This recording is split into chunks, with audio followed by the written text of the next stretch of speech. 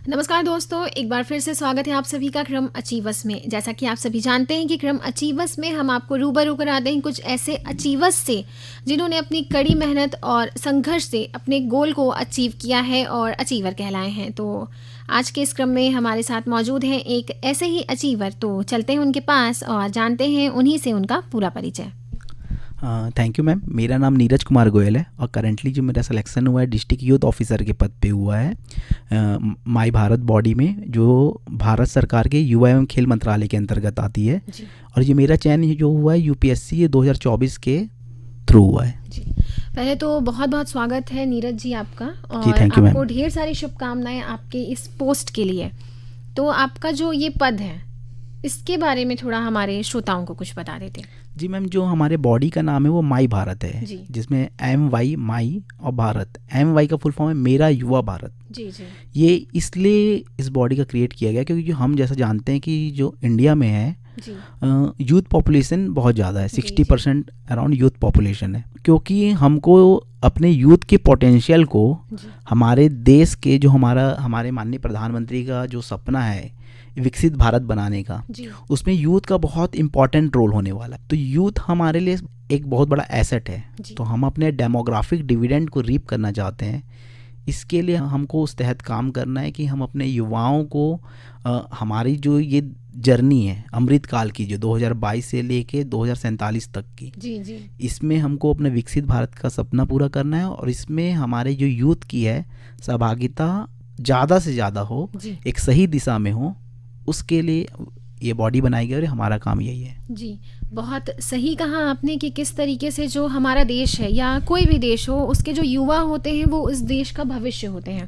और जो आपका ये प्रोग्राम है माई भारत, इसके थ्रू आप जो हमारे यूथ हैं उनको अपने प्रोग्राम के तहत उस चीज़ से कनेक्ट करना चाहते हैं कि वो हर क्षेत्र में आगे बढ़ें।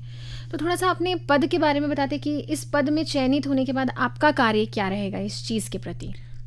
मैम, हमारा जो कार्य रहेगा, अगर हम हेडक्वार्टर में होते हैं ऐसे असिस्टेंट डायरेक्टर रहेंगे जी। बट अगर हम डिस्ट्रिक्ट पे रहते हैं स्टेट लेवल पे, तो हमारा डिस्ट्रिक्ट यूथ ऑफिसर का पद रहेगा। यहाँ पास हमारी जो कार्यक्रम आते हैं वो हमारा एक एनुअल एक्शन प्लान बना रहता है। उसके तहत हमको अपने ज़िले में जिला प्रशासन से कोऑर्डिनेट करके उन प्रोग्राम को हमको इम्प्लीमेंट करना है। जैसे कि हाल ही में जो 2 अगस्त को हमारा एक कार्यक्रम नशा मुक्त भारत के लिए हुआ जी। उस प्रकार के कार्यक्रम आते हैं मैम। और क्योंकि मेरी अभी ज्वाइनिंग नहीं हुई है जी। तो जितना मैं अभी देख पाया हूँ, समझ पाया हूँ, सबसे मैं बता रहा हूँ जी। शुरुआत में आपने बताया कि यूपीएससी एग्ज़ाम के थ्रू, जैसे कि हम सभी को पता है कि यूपीएससी टफेस्ट एग्ज़ाम में से एक है और आपने इस पद को उस एग्ज़ाम के थ्रू पाया है। तो उसकी तैयारी कैसी रही, मतलब आपका इस पद तक पहुंचने का जो सफ़र था वो कैसा रहा? मैम, मेरा पर्सनली जर्नी तो मेरी काफ़ी लंबी रही, क्योंकि 10-11 साल की जर्नी रही। कई लोग 1-2 अटैम्प्ट में ही निकाल लेते हैं। बट मेरी जर्नी मैम, इनिशियली मैंने CGPSC की तैयारी की और मेरा 2017 PSC मेरा निकला, जिसमें मेरी 80th रैंक आई थी। और उसके तहत मुझे सब ऑर्डिनेट अकाउंट सर्विस ऑफिसर का पद मिला, जिसके तहत मैं अभी सीतापुर में सब ट्रेजरी ऑफिसर के रूप में पदस्थ हूँ। फिर उसके बाद मैंने मैम 2020-21 से, कोविड के बाद से कहें तो मैंने UPSC की तैयारी स्टार्ट की। और फिर 2022 से इनिशियली एक प्रीलिम्स नहीं निकला, फिर एक मेंस दिया। लेकिन 2022, 2023 और 2024 मैंने लगातार 3 इंटरव्यू दिए। फिर ये 2024 का जो मैंने इंटरव्यू दिया था उसमें मेरे कुछ मार्क्स कम रह गए थे मेरिट लिस्ट के में आने से। बट अभी गवर्नमेंट जो नई बॉडी जो बनाई माई भारत, उसमें उन्हीं के एक्सटेंडेड लिस्ट लेके UPSC प्रतिभा सेतुल के थ्रू हमारा रिक्रूटमेंट हुआ इसमें। तो आपने बताया कि जैसे आपको UPSC की प्रिपरेशन में बहुत लंबा समय लगा, 10-11 साल। तो कई बार हम एक ही काम को करते करते डीमोटिवेट हो जाते हैं। तो आप इस चीज़ पर कैसे बने रहे और आपने किस तरीके से अपने आप को मोटिवेट रखा कि आपको आगे भी, जब तक आप उस गोल को अचीव नहीं कर लेते हैं तब तक आपको करना है ये काम? सबसे पहले तो जो ये एक हम कोई चीज़ को लगातार करते हैं, जैसे बोर हो जाते हैं, ये चीज़ मैंने CGPSC के प्रिपरेशन में फेस की। CGPSC की प्रिपरेशन मैंने बहुत ज़्यादा साल नहीं की, 2 या 3 साल ही की थी।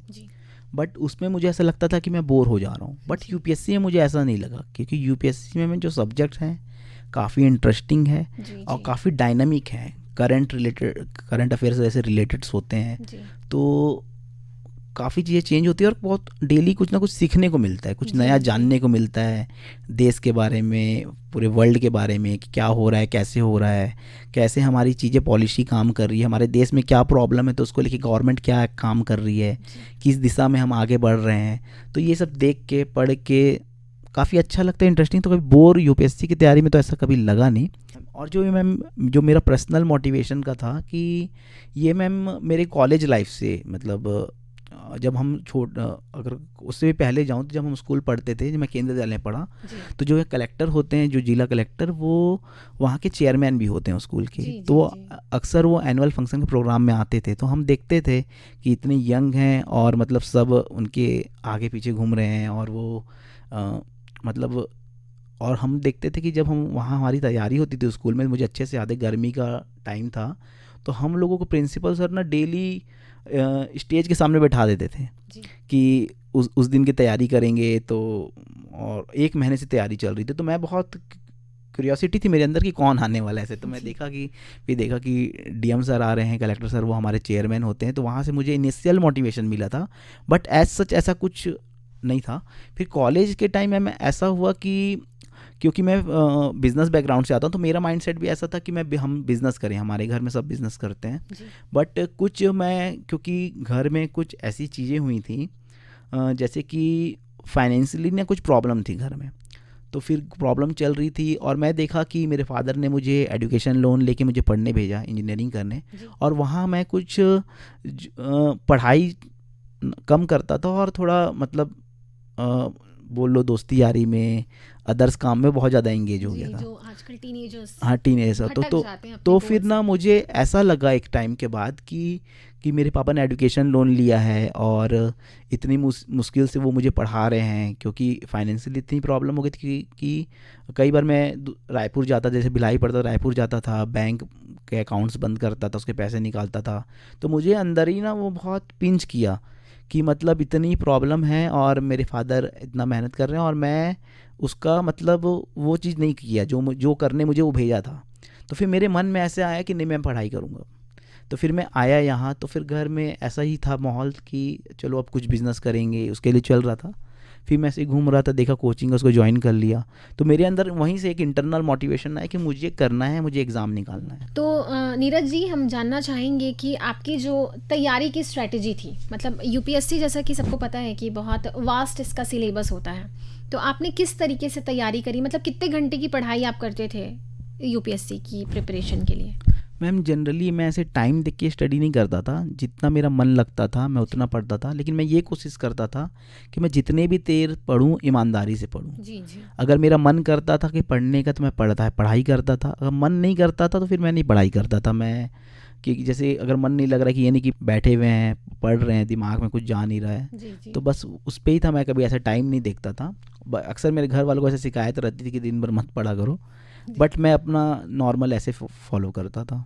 और मैम ये रही कि अगर यूपीएससी की जो स्ट्रेटेजी है कि क्योंकि सिलेबस बहुत वास्ट है और काफ़ी सारे सब्जेक्ट्स हैं इसमें, तो इसके लिए मैम हमको सबसे पहले तो सिलेबस देखना चाहिए कि एक्चुअली में सिलेबस क्या है। जी जी। और उसके साथ हमको जब हम थोड़ी सी स्टडीज़ कर लें सिलेबस के अकॉर्डिंग, कि एक बार सब्जेक्ट्स को टच कर लें, हम प्रीवियस ईयर क्वेश्चन पेपर का एनालिसिस करें कि कहाँ से क्वेश्चन पूछ रहे हैं, किस सब्जेक्ट से कितना पूछ रहा है, और वो करीब 8-10 साल का पहले का एनालिसिस करें। हम एक चार्ट बनाएं कि हिस्ट्री से कितना पूछ रहा है, पॉलिटी से कितना पूछ रहा है, ज्योग्राफी से कितना पूछ रहा है, इकोनॉमिक्स से कितना पूछ रहा है।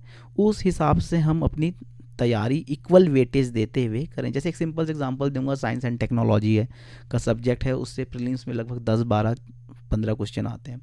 तो मैंने उसको देखा एनालिसिस करके, बायोटेक्नोलॉजी एंड कम्युनिकेशन टेक्नोलॉजी, इससे मेनली 80-90% क्वेश्चन आता है जी। तो अगर हम इस चीज़ को देखें तो ये हमारा काफ़ी आसान हो जाता है कि किधर से क्वेश्चन पूछ रहा है। और वही चीज़ मेंस में भी लागू होती है। एक फिक्स सिलेबस है यूपीएससी का, हम देखेंगे घुमा फिरा के वो सिलेबस से ही उठाता है।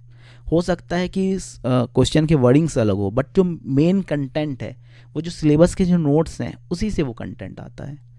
तो हम strictly PYQ previous year question paper and syllabus को देख के ही अपनी प्रिपरेशन करें। जी, बहुत अच्छी बात बताई आपने। और हमारे जो श्रोता आपको सुन रहे होंगे, खासकर यूथ जो इसकी तैयारी करना चाहते हों, उनको थोड़ी हेल्प तो आपकी उससे मिली होगी।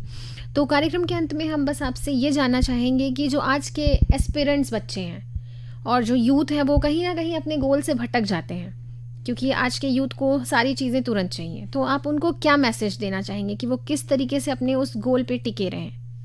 सबसे पहले मैं ये कहना चाहूँगा कि जो यूथ है, यूथ को अपनी इम्पोर्टेंस समझनी पड़ेगी। जी जी। यूथ मतलब एनर्जी, फुल ऑफ एनर्जी, मतलब जी। पूरी एनर्जी है, बट दिक्कत क्या है, एक डायरेक्शन चाहिए। जी। कई बार वो एनर्जी अब कहीं भी जा सकती है, तो हमको अपनी इम्पोर्टेंस पहचानना है हर यूथ को, और ये पहचानना है कि जो ये टाइम है ये जी। बहुत इम्पॉर्टेंट है।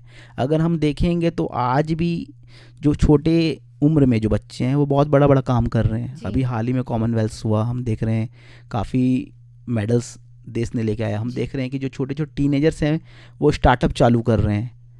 तो वो डिपेंड करता है कि हम अपने आप को पहचानें और उसको सही दिशा में लगाएं। और मैं एक चीज़ और ये कहना चाहूँगा कि हम जो भी काम करें ना, अपने प्रति ईमानदार रहें। जी। हम दुनिया को बेवकूफ़ बना सकते हैं कि हम क्या कर रहे हैं, बट अपने आप को नहीं बना सकते हैं। जी जी। अगर हम अपने प्रति ईमानदार रहेंगे, अगर हम कुछ गलत भी काम कर रहे हैं, तो मुझे ऐसा लगता है कि उसको रियलाइज़ होगा कि हमने ये गलत काम किया, उससे आदमी सीखेगा और जीवन में आगे बढ़ेगा। तो मैं यही मैम कहना चाहूँगा कि एक ईमानदार रहें और लगातार मेहनत करते रहें और कुछ ऐसा करें कि अपने साथ साथ कुछ इस देश में भी योगदान दे पाएँ कि हमारा जो ये विकसित भारत का सपना है वो पूरा हो पाए। जी, बहुत अच्छी बात बताई आपने और बहुत अच्छा मैसेज दिया हमारे यूथ को कि वो किस तरीके से अपने गोल के प्रति ईमानदार रहे। तो बहुत अच्छा लगा नीरज जी आपसे बात करके, आपने समय निकाला और हमारे स्टूडियो आए और हमसे बातचीत करी, इसके लिए आपका बहुत बहुत धन्यवाद। Thank you so much Ragini ma'am, मुझे भी बहुत अच्छा लगा आपसे बात करके। तो दोस्तों, इसी के साथ आज का क्रम अचीवर्स बस यहीं